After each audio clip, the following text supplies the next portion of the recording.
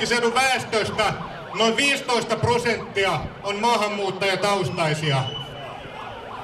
Jo nyt suurimmissa kaupunkikeskuksissa katukuvan perusteella ei tätä kaupunkia enää ja pääkaupunkiseutua tunnista suomeksi.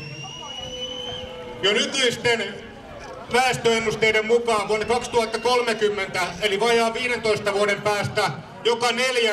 pääkaupunkiseudun asukas on maahanmuuttajataustainen.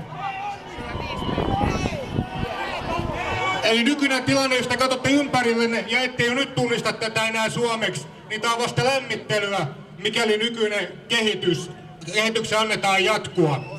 Ja mitä me viimeaikaisten maahanmuuttajavyöryn mukana ollaan nähty, niin nämä muutokset voi olla vielä tätäkin nopeampia. No, mietitään sitten, että rikastuttaako tämä maahanmuutto suomalaista kulttuuria sitten, niin kuin sanotaan.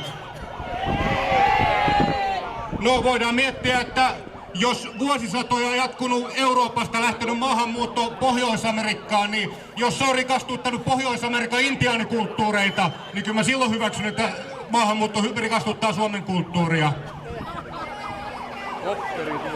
Jos hankiinalaisten muuttoliike Tiibetin alueelle rikastuttaa Tiibetin kulttuuria, niin kyllä tietenkin sen logiikan mukaan maahanmuutto rikastuttaa Suomen kulttuuria. Mutta me jokainen käsitetään, että massamaahanmuutto ei se rikastuta kulttuuria, vaan se tuhoaa kulttuureita.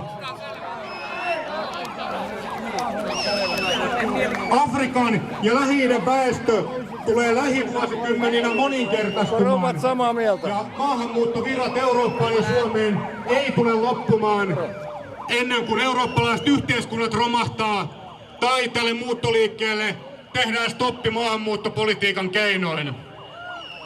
Maailman hätää kärsiviä ihmisiä voidaan toki auttaa paikan päällä, mutta ei ikinä tämän humanitaarisen maahanmuuton keinoin, sillä humanitaarinen maahanmuutto tekee Suomesta samanlaisen turvattoman monikulttuurisen maan, mitä me ollaan liian monia tällaisia monikulttuurisia maita nähty ympäri maapalloa. Kaikki ovat soluttautujia. Monikulttuurisuuden valhe täytyy paljastaa ja ihmiset tulee saada käsittämään se, mistä monikulttuurisuudessa on todella kyse. Desantit ulos! Mikäli me haluamme säilyttää eurooppalaiset yhteiskuntamme ja eurooppalaisen ja suomalaisen kulttuurin, tulee meidän lopettaa humanitaarinen maahanmuutto ja hylätä monikulttuurisen utopian tavoittelu. Kiitos.